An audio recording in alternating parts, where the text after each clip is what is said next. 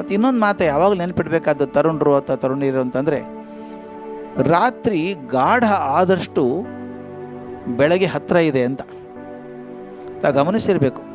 12 ಗಂಟೆಗೆ ನಿದ್ದೆ ಬರೋಲ್ಲ, ಕೂತಿರ್ಬೇಕು. ಡ್ರೈವ್ ಮಾಡ್ತಿರ್ತಾರೆ ನೋಡಿ, ರಾತ್ರಿ ಡ್ರೈವ್ ಮಾಡೋರು. 12ಕ್ಕೆ ಯಾವುದೂ ಆ್ಯಕ್ಸಿಡೆಂಟ್ ಆಗೋಲ್ಲ ಸಾಮಾನ್ಯವಾಗಿ. ಆ್ಯಕ್ಸಿಡೆಂಟ್ ಬೆಳಗ್ಗೆ 3:30-4 ಗಂಟೆಗೇ. ಯಾಕೆ ಹೇಳಿ? ಬೆಳಕು ಹತ್ತಿರ ಇದ್ದಾಗ ತಮಸ್ಸು ಜಾಸ್ತಿ ಆಗುತ್ತೆ. ನಮ್ಮ DVG ಭಾಳ ಚೆಂದ ಹೇಳ್ತಾರೆ, ಹಿಂದಿನ ದಿವಸ ರಾತ್ರಿ ಮಳೆ ಬರುತ್ತೆ. ಅಲ್ಲ, ಅದ್ಭುತ ಮಾತದು. ಇಷ್ಟು ಜೋರಾಗಿ ಮಳೆ ಬರುತ್ತೆ, ಗುಡುಗು ಸಿಡ್ಲು, ಮನೇಲಿ ಒಬ್ಬರಿಗೆ ಕರೆಂಟ್ ಹೋಗ್ಬಿಡ್ತದೆ. ಅಯ್ಯೋ, ಹೆದರಿಕೆ ಆಗಿಬಿಡುತ್ತೆ, ಏನಪ್ಪ ಇದು ಪ್ರಳಯ ಆದಂಗೆ ಆಯ್ತಲ್ಲ, ಮಳೆ ಬಂತಲ್ಲ ಅಂತ ಅನಿಸುತ್ತೆ. ಆದರೆ ಮರುದಿನ ಬೆಳಗ್ಗೆ ರಸ್ತೆ ಮೇಲೆ ಹೋದಾಗ ರಸ್ತೆ ಎಲ್ಲ ಚೊಕ್ಕ ತೊಳೆದಿದ್ದಾಗಿದೆ ಅಲ್ಲ, ಎಲ್ಲ ಗಿಡ ಮರಗಳ ಮಳೆ ಬಂದು ಎಲೆ ಎಲ್ಲ ತೊಳೆದಿಟ್ಟಂಗಿದೆ. ಮರುದಿವಸ ಸೂರ್ಯೋದಯ ಆದಾಗ ಅದ್ಭುತ ಅನಿಸ್ಬಿಡುತ್ತೆ. ಎಷ್ಟು ಚೆಂದ ಅಲ್ಲ ಸೂರ್ಯೋದಯ. ಈ ಸೂರ್ಯೋದಯ ಚೆಂದ ಆಗ್ಬೇಕಾದ್ರೆ ಹಿಂದಿನ ದಿವಸ ರಾತ್ರಿ ಮಳೆ ಬರಬೇಕಾಗಿತ್ತು. ಮಳೆ ಬಂದಾಗ ಅಯ್ಯೋ ತೊಂದರೆ ಅನ್ಬೇಡಿ, ಮಳೆ ಮುಗಿದ ತಕ್ಷಣ ಅದ್ಭುತವಾದ ಸೂರ್ಯೋದಯ ನಮಗೋಸ್ಕರ ಕಾದಿದೆ. ಯಾವಾಗಲೂ ದಯವಿಟ್ಟು ನೋಡಿ, ಪ್ರಪಂಚ ಇರೋದೇ ಹೀಗೆ, ಮೇಲೆ ಇಳುವು ಆಗುವಂಥದ್ದು. ಕೆಳಗಡೆ ಬಂದಿದ್ದೀವಿ ಅಂದರೆ ಮೇಲುಗಡೆ ಹೋಗೋ ಹಾದಿ ಹತ್ತಿರ ಇದೆ ಅಂತ.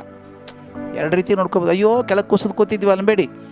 ಜೋಕಾಲಿ ಕೆಳಗಡೆ ಬಂದಾಗ ಏನೂ ನಷ್ಟ ಇಲ್ಲ, ಮುಂದೆ ಎಲ್ಲಿ ಹೋಗಬೇಕದು? ಮೇಲೇನೂ ಹೋಗಬೇಕಲ್ಲ, ಬೇರೆ ದಾರಿ ಇಲ್ಲ ಅದಕ್ಕೆ.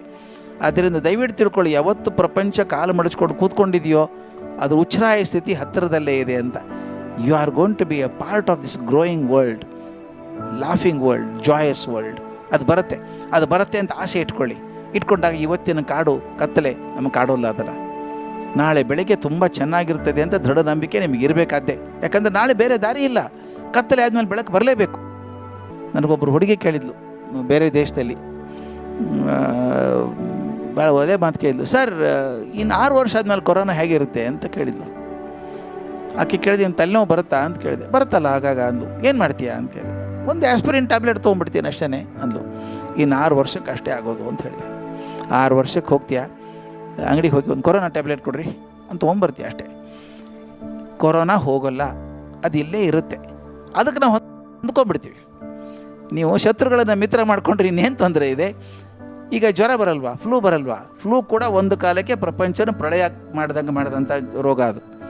ಟೈಫಾಯ್ಡ್ ಬರಲ್ವ? ಈಗ ಡಾಕ್ಟರ್ ತಲೆನೇ ಕೆಡಿಸ್ಕೊಳ್ಳಲ್ಲ, ಒಂದು ಇಂಜೆಕ್ಷನ್ ಆ್ಯಂಟಿಬಯೋಟಿಕ್ ಕೊಟ್ಬಿಡ್ತಾರೆ, ಮುಗಿದೋಯ್ತು, ಹೋಗು 3 ದಿವಸ ಆರಾಮಿರಿ ಅಂತಾರೆ. ಹಾಗೆ ಕೊರೋನಾ ಕೂಡ ಇರುತ್ತೆ, ಅದ್ರ ಜೊತೆಗೆ ಅನುಸಂಧಾನ ಮಾಡ್ಕೊಂಡು ಬದುಕೋದು ನಮ್ಮ ಕೆಲಸ. ಒಂದು ಭಾಳ ಮುಖ್ಯವಾಗಿ ಹೇಳಬೇಕಾದ್ದು, ಭಾಳ ಜನ ಅಂತಾರೆ ಕೊರೋನಾ ಬಂತು ಜೀವನ ಹಾಳಾಗೋಯ್ತು. ಅದೆಂಥ ಜೀವನ ರೀ ಅದು? ಕೊರೋನಾ ಬಂದರೆ ಹಾಳಾಗುವಂಥದ್ದು ಅಲ್ವಾ? ಒಂದು ರೋಗ ಬಂದರೆ ಹಾಳಾಗುತ್ತಾ ಜೀವನ? ಇದು ಆಕಾಶದಲ್ಲಿ ಶುಭ್ರ ಬಿಸಿಲಿದೆ, ಮೋಡ ಬಂತೊಂದು. ಮೋಡ ಬಂದಾಗ ಏನಾಯಿತು? ಸೂರ್ಯ ಮರ್ಯಾದ, ಪರ್ಮನೆಂಟ್ ಮರ್ಯಾದ. ಅವನು ಪಾಸಿಂಗ್ ಕ್ಲೌಡ್ ಅಂತಾರೆ ಇದಕ್ಕೆ, ಹೋಗುವಂಥ ಕಾಡು. ಈ ಕೊರೋನಾ ಬಂದದ್ದು ಶಾಶ್ವತವಾಗಿರೋದಕ್ಕಲ್ಲ. ಹಿಂದಕ್ಕೆ ಇದಕ್ಕಿಂತ ಭಯಂಕರವಾದ ರೋಗ ಬಂದಿದ್ದಾವೆ. ಪ್ಲೇಗ್ ಬಂದಿದೆ, ಕಾಲರಾ ಬಂದಿದೆ, ಫ್ಲೂ ಬಂತು, ಟೈಫಾಯ್ಡ್ ಬಂತು, ಲಕ್ಷಗಟ್ಟಲೆ ಜನ ಸತ್ತು ಹೋದರು. ಆವಾಗ ಕೊರೋನಾ ಹೋಗಲ್ಲ, ಅದು ಇಲ್ಲೇ ಇರುತ್ತೆ. ಅದಕ್ಕೆ ನಾವು ಹೊಂದ್ಕೊಂಡ್ಬಿಡ್ತೀವಿ. ಹಾಗೆ ಕೊರೋನಾ ಕೂಡ ಇರುತ್ತೆ, ಅದ್ರ ಜೊತೆಗೆ ಅನುಸಂಧಾನ ಮಾಡ್ಕೊಂಡು ಬದುಕೋದು ನಮ್ಮ ಕೆಲಸ.